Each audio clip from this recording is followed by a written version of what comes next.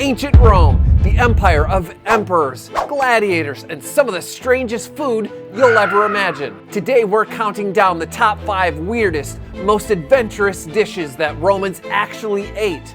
From fermented fish sauce to stuffed dormice. This is gonna get wild, so grab a snack. Maybe not from your fridge though. And let's go! Garum, the fermented fish sauce. The most important flavor in ancient Rome? Garum. This wasn't just a condiment, it was a magical elixir of Roman cuisine. Garum was made by layering fish guts, blood, and small whole fish with a ton of salt and leaving it to ferment under the sun for months. The liquid drained off, pure umami gold. To put it in perspective, garum is like the ancient version of Southeast Asian fish sauce, or Worcestershire. Am I saying that right? Worcestershire sauce? You know what I'm saying. Just way smellier. Romans believed just a pinch of garum could elevate any dish to perfection. Isia Mmentata, the Roman hamburger.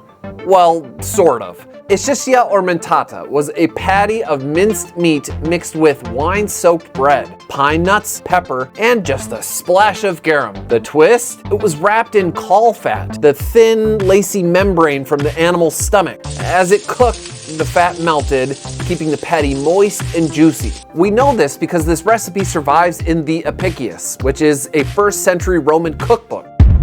Fattened land snails. Romans loved to eat snails, but not the ones you're gonna see in your garden. They fattened land snails on milk until they were too big to fit back into their shells. Then they roasted them with garlic, olive oil, or herbs, a snack even a casual tavern goer could enjoy. Basically, ancient escargot, but pumped up on a milkshake diet.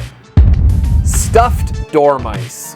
Reserved for the wealthy, dormice were stuffed with minced meat, pine nuts, and spices, then roasted. The meat was sweet and tender and highly prized among the elite. When your snack has its own breeding program, you know you're a Roman aristocrat.